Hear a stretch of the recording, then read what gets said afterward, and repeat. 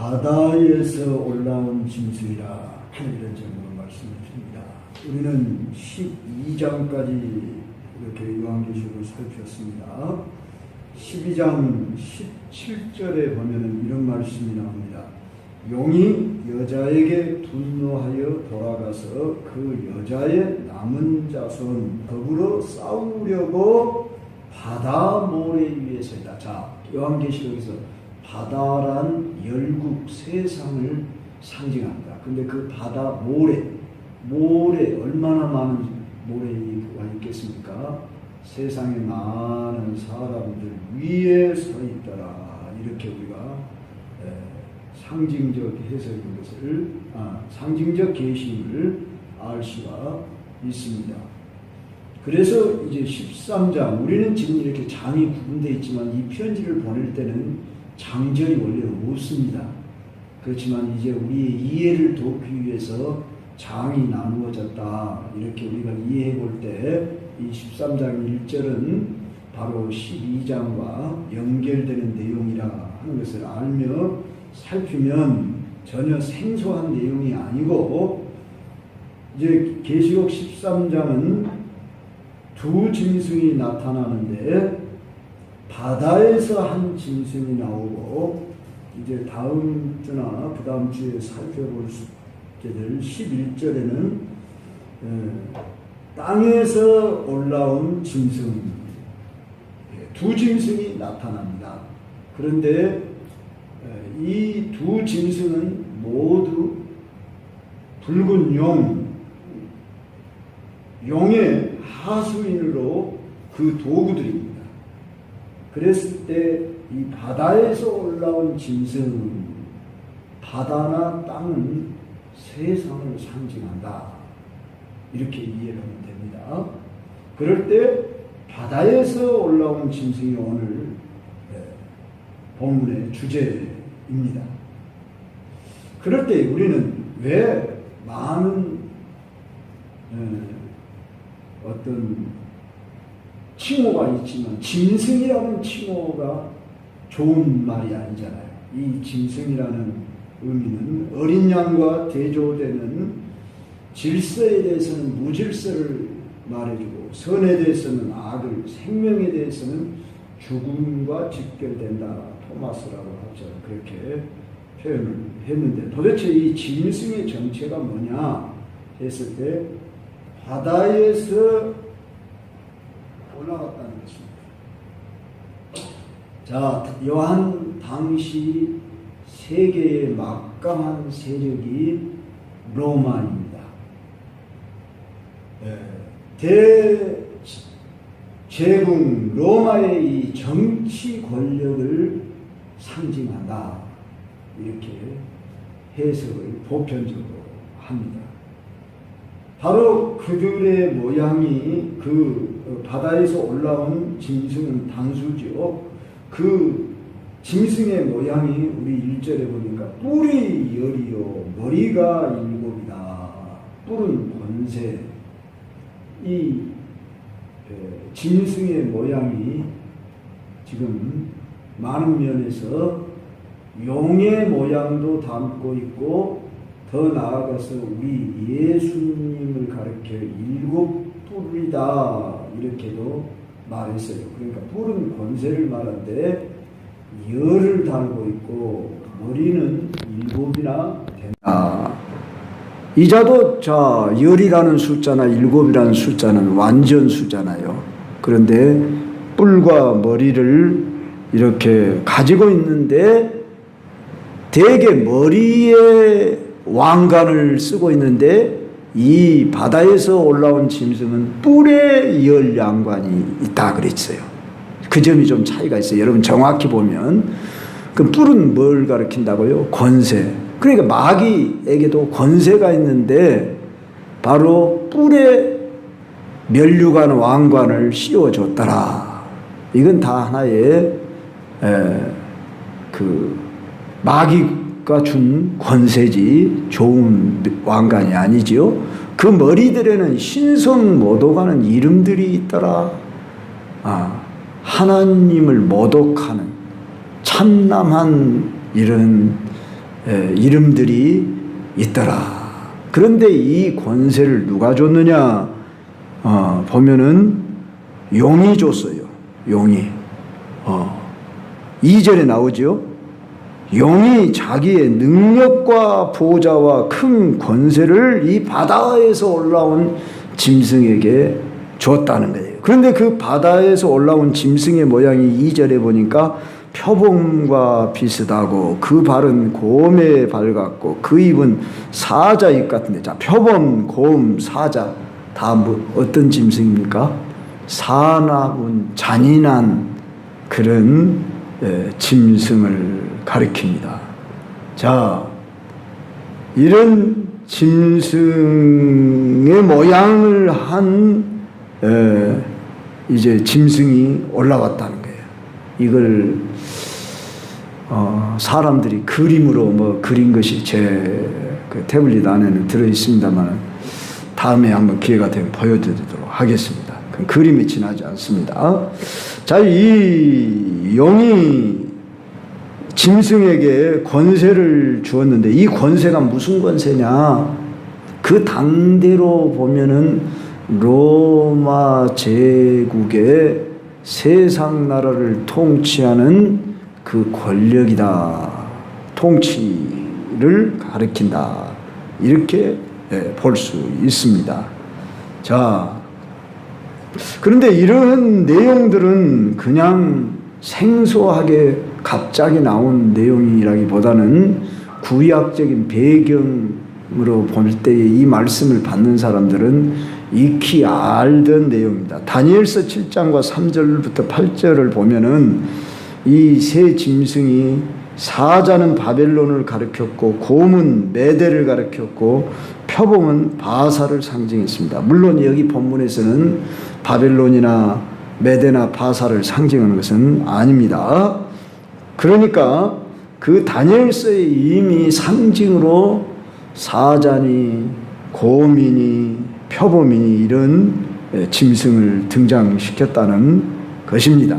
그랬을 때에 이 짐승들은 용으로부터 권세를 받아가지고 즉 하는 일이 뭐냐 그러면은, 자, 그 권세 중에 머리 하나가, 머리가 몇 개라겠어요? 7개라고 그랬죠?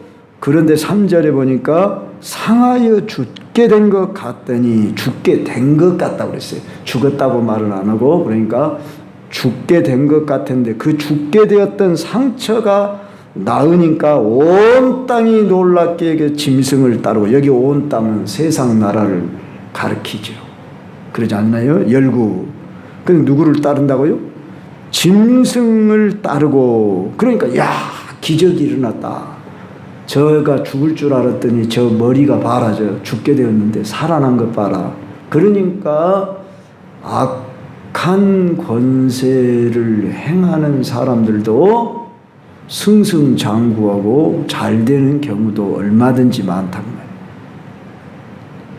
뭐 지금까지 인류 역사가 진행해 오는 동안에 참 악한 자들이 더욱 득세하고, 이상하게 우리가 당장 보더라도 러시아의 저 푸틴 같은 사람들은 빨리 좀 죽었으면 얼마나 좋겠습니까?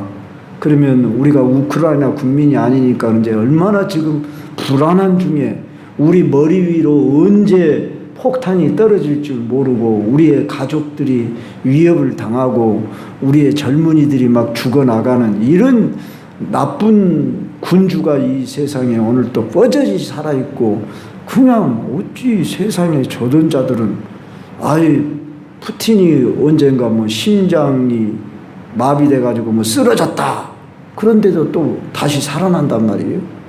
지금 여기서 푸틴을 가리킨다 그런 말은 아니고요. 예를 들어서 그렇다고 말이에요. 그리고 저 북한의 김정은 정권도 좀 빨리 무너지고 통일이 됐으면 얼마나 우리가 좋겠습니까?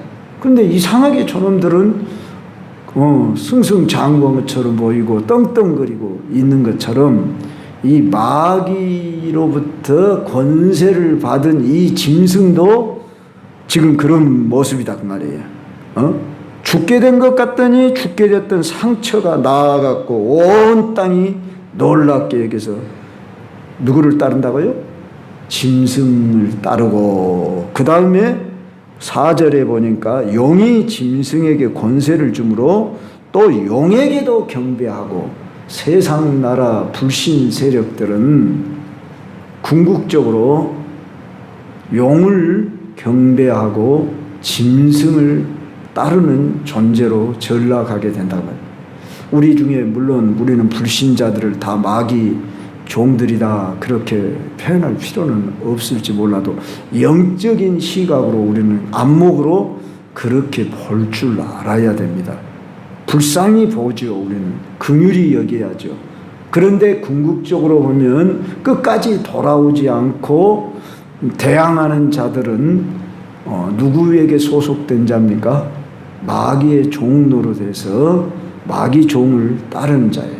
그렇기 때문에 결국은 심판받을 수밖에 없는 자들이다. 그런 말이에요. 그래서 결국 그들이 하는 일이 뭐예요? 용을 경배하고 짐승을 경배한다는 말이에요. 우상 숭배하는 일이 이만큼 어리석은 일이고 큰 죄악이라는 것을 모르고 하는 거죠. 사람들이. 아니 조상을 숭배하는데 조상도 모르는 사람들, 아니 조상에게 제사를 드려야지. 아니 조상도 모르는 쌍놈들 뭐 이런 식으로 기독교인들 저놈들은 조상도 모른다고. 우리는 10계명 중에 5계명 네 부모를 공경하라. 그래야면 네가 땅에서 잘되고 장수하리라. 네 부모를 공경하라고 있어요. 기독교는 효도의 종교예요. 우리는 하나님만 사랑하는 게 아니라 부모를 공경하고 존경하고 하도록 우리는 율법의 계명으로 주셨고 우리 예수님이 또한 그렇게 말씀하셨고 우리는 내 부모를 공경할 줄 모르는 자는 불신자보다도 그리고 부모의 영혼을 주님 앞으로 인도하지 않는 자는 불신자보다 악하다 이렇게 말씀했어요. 우리 기독교는 그 어느 종교 못지않게 윤리, 도덕 그러나 우리는 윤리 이상의 이 천지 만물을 지으신 하나님을 경배하고 하나님을 대적하고 주의 성도들을 핍박하고 박해하는 이 악의 세력에 대하여 우리는 강한 군사로 무장되어 우리 자신을 지킬 뿐만 아니라 우리는 그것들을 물리치도록 늘 선한 싸움을 싸워야 돼요. 영적 전쟁에 돌입해야 믿음을 지키고 내 이름이 생명책에 기록되었다. 누구든지 들을지어다. 이렇게 말해요.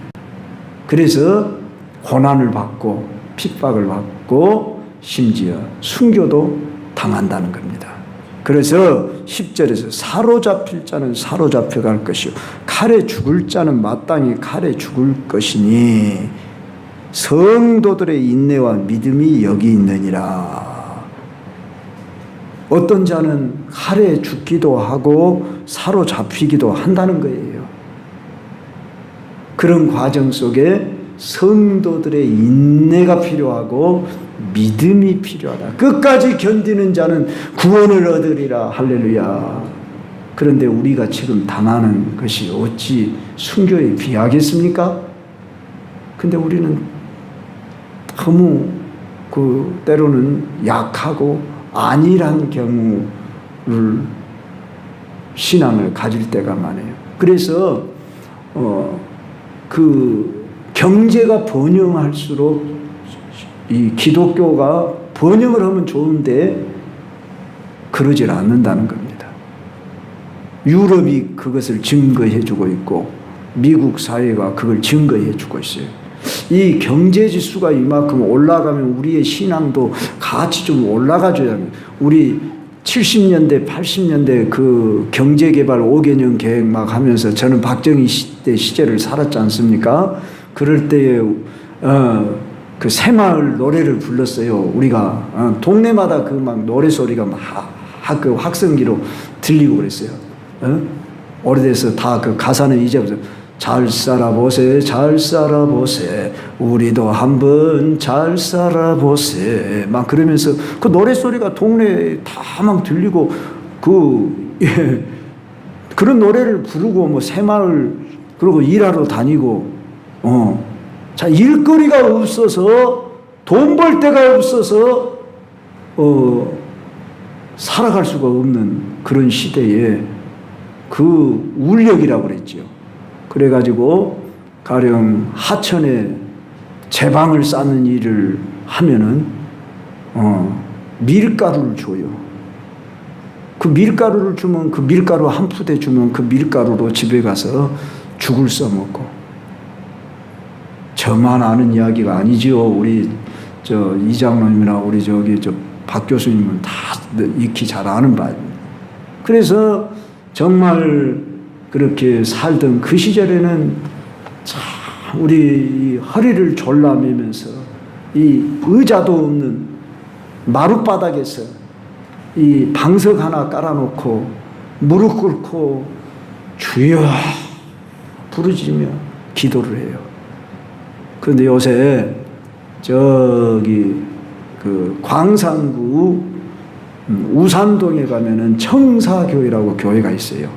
그 저보다는 좀 젊은 목사님인데 그 목사님이 목사님 아들이면서 목사인데 마룻바닥 기도회 그런 것을 지금 해요. 그래가지고 나 한 번도 안 가봤지만은 그래서 마룻바닥 기도회를 한다고 아마 분명히 의자 안 놔두고 아마 방석만 놔두고 그 우리 어려웠던 그 시대를 체험해 보자고 막 수련회를 한다고 그러고 막 그 집회를 계속 하고 있는 교회가 있습니다.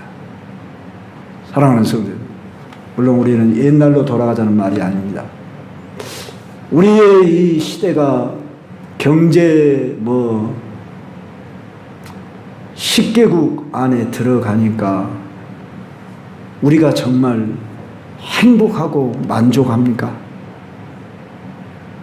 경제지수가 높아진다고 우리의 삶은 좀 부드러워지고 신속하게 움직이고 우리의 모든 일들이 편해졌을랑가 몰라도 우리의 마음까지도 행복을 누리고 기쁨을 누리고 사냐고 하면 아니에요. 더 많이 사람들은 마음이 울적해지고 있고 불안해 있고 더 정신 문제가 많아지고 있고 제가 일일이 말을 하지 않아도 우리 사회의 병폐는 더 심각해져 있는 이러한 때에 우리의 해결책이 어디 있을까? 한마디로 어둠의 영을 몰아내는 것입니다. 우리가 성령으로 충만함을 받아서 이 악한 영의 세력을 몰아내며 물질, 문화, 편리함을 가져다 줘가지고 우리의 신앙을 점점 나락으로 떨어뜨리면서 나태 속에 빠지게 하고 그냥 물질로 유혹하면서 가져도 만족을 못 하잖아요. 서울 사람들 만족할까요? 우리 이 광주 사람에 비하면 우리 아파트에 여러분들의 5배 이상의 아파트에 살잖아요. 그래서 노후가 되면 그 사람들이 좀 지방으로 내려와서 아파트 5개 사가지고 살면 편하게 살 건데도 안 내려온답니다. 그러잖아요. 여러분들이 2억이나 3억에 산다고 할 때 저들은 5배만 해도 얼마입니까? 10배가 보통 평균 될 겁니다. 이 광주 땅에 서울의 집값은 그러면 그 집값 가지고 와서 이 지방에 내려와 가지고 살면 여유가 있고 그럴 것 같은데 그래서 좀 수평 이동을 좀 하면 얼마나 좋겠습니까? 근데 절대 안 내려온대요. 그 문화권에서 그 집을 가지고 계속 있대요. 그래서 그래야 더 올라가니까. 언제 올라가서 더 쓰려고 그러는지 참 끝이 없어요. 이 재물의 욕심도 끝이 없고 안락도 끝이 없고 우리는 오늘 이 세상이 주는 그 무엇으로 만족할 수 없는 존재임을 알고 우리는 깨어있는 가운데서 믿음을 지키고 성령으로 말씀으로 무장해서 영혼 관리 잘하시면 정신이 아주 편해집니다. 맑아집니다. 그리고 우리는 세상을 이길 수 있는 힘이 생깁니다. 그래서 우리는 성경 말씀대로 살아가십시다.